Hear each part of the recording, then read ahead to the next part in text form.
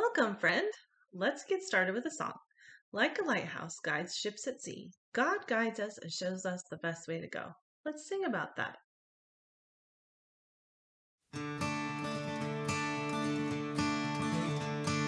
In my wrestling, in my doubts, in my failures, you won't walk out. Your great love will lead me through. You are the peace in my troubled sea. Oh, you are the peace in my troubled sea. My lighthouse, shining in the darkness, I will follow you. My lighthouse, I will trust the promise. You will carry me safe to shore. Safe to shore. Safe to shore. Safe to shore. I won't fear what tomorrow brings. With each morning I'll rise and see. My God's love will lead me through. You are the peace in my troubled sea. Oh, you are the peace in my troubled sea. Oh, my lighthouse, shining in the darkness, I will follow you. My lighthouse, I will trust the promise. You will carry me safe to shore. Safe to shore. Safe to shore. Safe to shore. My lighthouse, shining in the darkness, I will follow you. My lighthouse, I will trust the promise. You will carry me safe to shore. Safe to shore. Safe to shore. Safe to shore.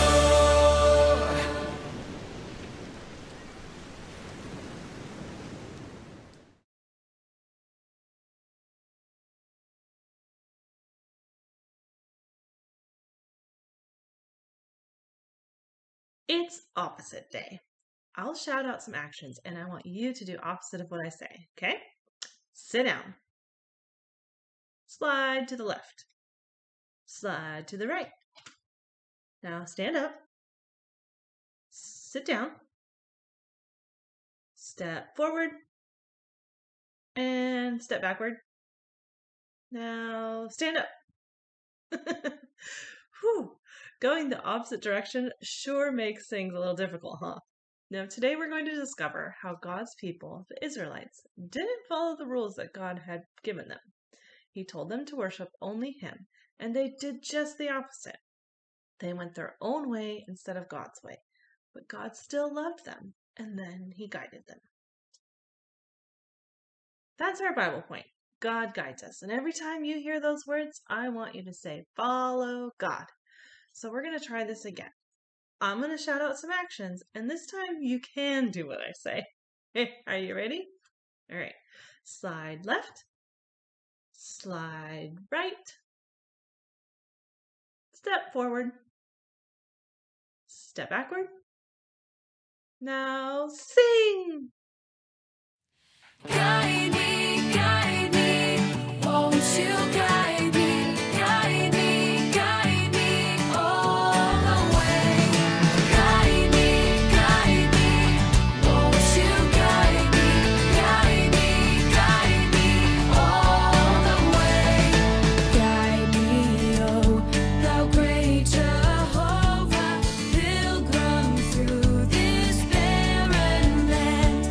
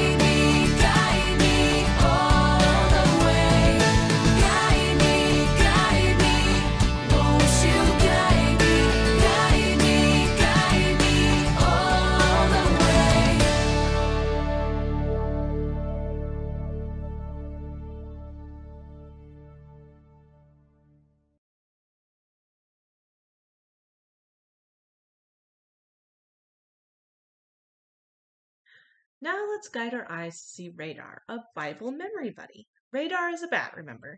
I wonder how much we can learn about him today. Let's find out.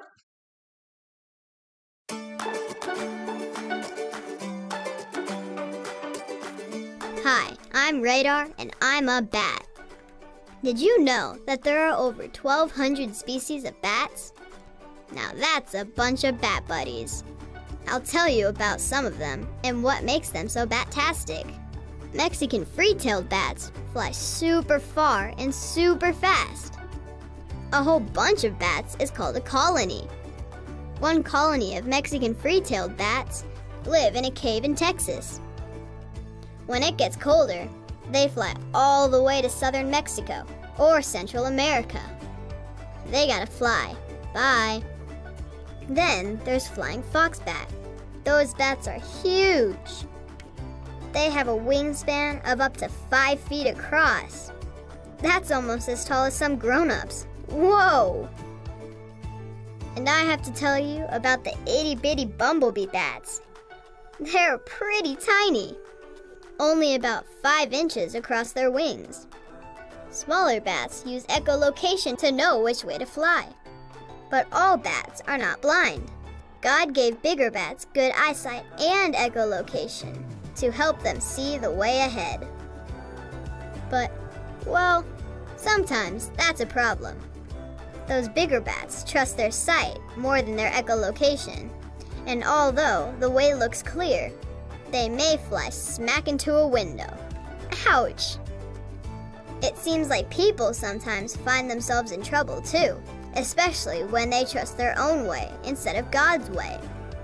That happened to the Israelites in the Bible. Moses had gone up a mountain to talk to God. Meanwhile, the people got into trouble.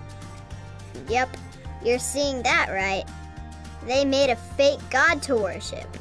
God was upset. But even after making a big cow-sized mistake, God didn't stop guiding and loving his troublemaking people. In the Bible, Book of Proverbs, chapter 3, verses 5 and 6, it says, "Trust in the Lord with all your heart. Do not depend on your own understanding. Seek his will in all you do, and he will show you which path to take." So, who will you follow? Will you do what you see everyone else around you doing? Or will you choose to follow God's way? Remember, God loves you and sees you right where you are. Even when you make mistakes, his love won't stop. God's love is for everyone, and his way is the best way. God guides us. Well, I've got to fly. Bye-bye.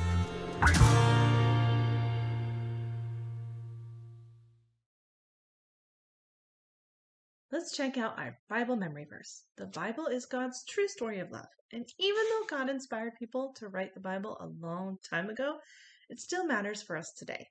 Let's say our verse together. Trust in the Lord with all your heart. Do not depend on your own understanding.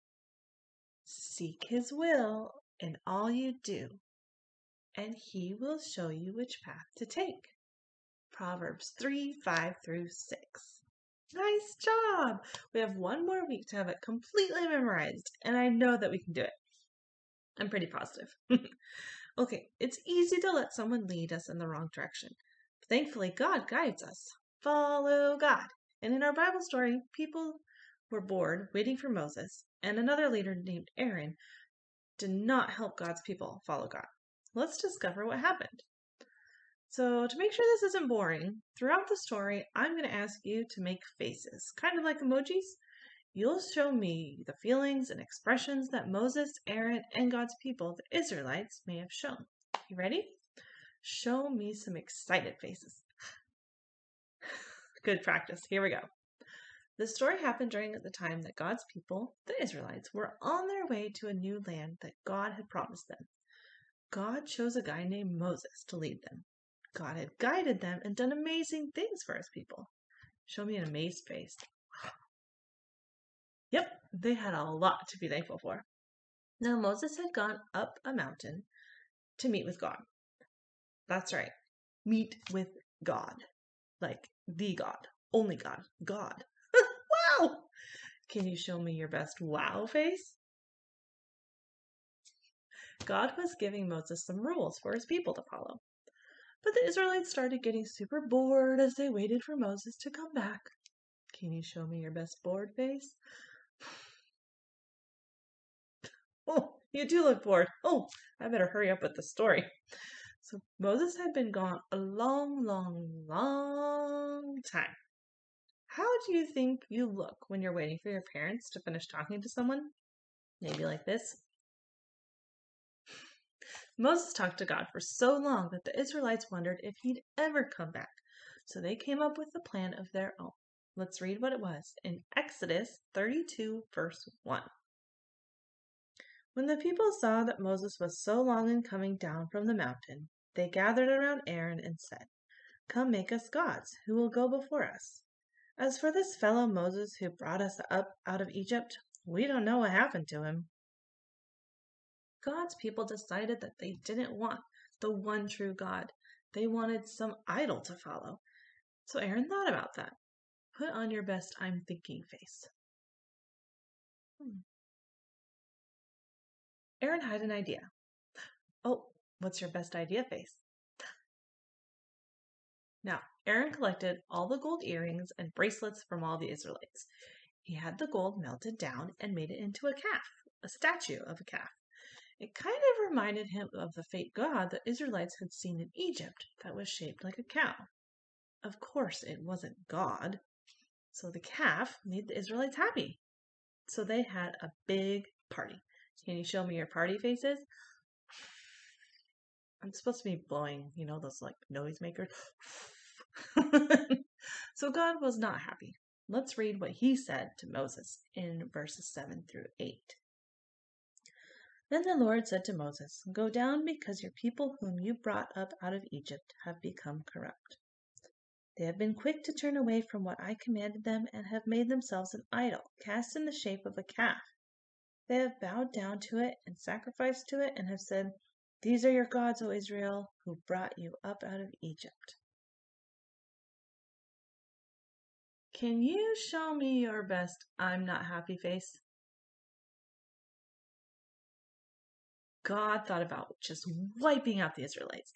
But God and Moses talked, and God decided to give the people another chance. Moses hurried back down the mountain, and as he hurried, Moses had something special he was carrying in his arms. Let's find out what that was. We're going to go to verse 15 and 16. Moses turned and went down the mountain with the 2 tablets of the testimony in his hands. They were inscribed on both sides, front and back. The tablets were the work of God. The writing was the writing of God, engraved on the tablets. So these stone tablets contained God's guidelines for his people. And what were the very first rules? We kind of talked about this last week. Number 1, you must have no other God before me. And number 2, you must not make an idol. Uh-oh. Show me your busted faces. They were caught disobeying, those Israelites. Moses didn't like what he saw at all. His people weren't acting like God's special people. They were worshiping the calf, not God. What did Moses do? Let's see your questioning face. Well, we're going to read and find out. No worries. Let's hit, I think it's verse 19 and 20. Yep. When Moses approached the camp and saw the calf and the dancing, his anger burned, and he threw the tablet out of his hands, breaking them to pieces at the foot of the mountain. And he took the calf they had made and burned it in the fire. Then he ground it to powder, scattered it on the water, and made the Israelites drink it. Oh, yuck! That couldn't have tasted good. Moses was so mad that he threw those stone tablets and they broke. And Moses asked Aaron, "What did these people do to make you bring such terrible sin on them?" Aaron lied to him. Let's rub our hands together and show our best I'm about to lie sneaky face. That's what Aaron must have looked like, because he said, well, they wanted to, like, a god, so I had anyone with gold jewelry just throw it in the fire, and it came out looking like a calf. That doesn't even make any sense. So, now we need an "are you kidding me" face.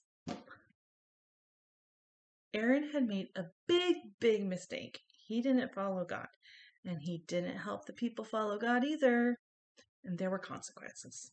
In addition to having to drink that gross water, people died and people got sick, and going their own way instead of God's way may have been fun for one moment, but it had really long-lasting, not-so-fun results. I wonder what it was like for those people as they got ready to go to bed that night. Did they feel like crummy and guilty and bad about their choices? Did they wish they could do it all over again? Can you think of a time that you may have disobeyed or let someone down? How did that make you feel? Even when we mess up, God guides us. Follow God. God won't give up on us. And even though there are major consequences, God didn't want to give up on the Israelites either. So the next day, Moses went back up the mountain and asked God to forgive the people. And God told Moses to keep leading them toward the land he had promised to give them. They still get the land, he'd still be their God, and the people must have been so relieved to hear that. We need a relief face now. I don't know how you do that. You know, like the sweat pouring down. God guides us. Follow God. And there are lots of things that we can do to remember God's guidance in our lives. We can repeat a Bible verse, and we can choose friends that help us follow God. I got a little tongue-tied there, didn't I? Sometimes we don't do the right thing because we aren't sure what it is. And other times we know what's right, but we choose to do what's wrong anyway. That's sin. And choosing our way instead of God's way is sin. The Bible tells us that we grow in our friendship with God, and as we spend more time with Jesus, it will be easier to see how God is leading us.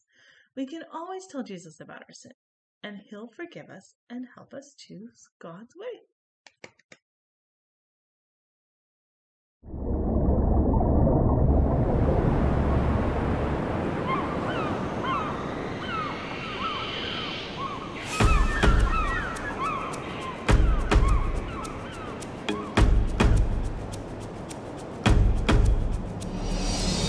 Through every storm of life, I know you're by my side, so I am holding on to your promises. You are the God who holds my future, all my dreams, so I am holding on. You'll never let go of me. You gave me hope when hope was all but gone. A second chance to sing a brand new song. You opened up my eyes to see. You rescued me, rescued me. You showed the way when there was no way out. Cleared up my mind when you erased all doubt. You made me strong when I was weak. You rescued me, rescued me. Through every storm of life, I know you're by my side, so I am holding on to your promises. You are the God who holds my future, all my dreams, so I am holding on. You'll never let go of me. I'm holding on to you. You are my God, I know you'll see me through. Hey! You are my God, I'm holding on to you. You are my God, I know you'll see me through. Hey! You are my God, I'm holding on to you. You are my God, you are my God, I know you'll see me through. Hey! You are my God, I'm holding on to you. Hey! You are my God, I know you'll see me through. Hey! Through every storm of life, I know you're by my side, so I am holding on to your promises. You are the God who holds my future.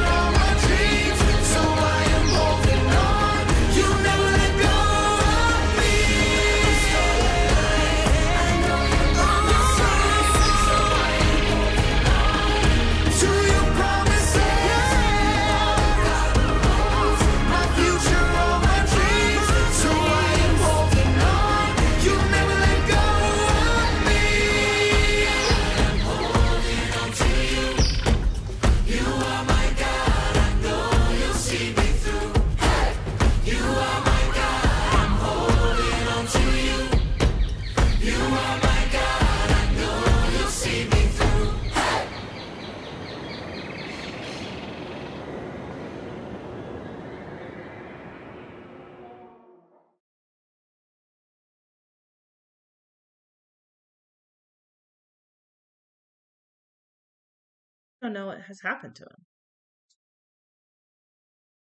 I'm gonna do that one again. Because that's dank.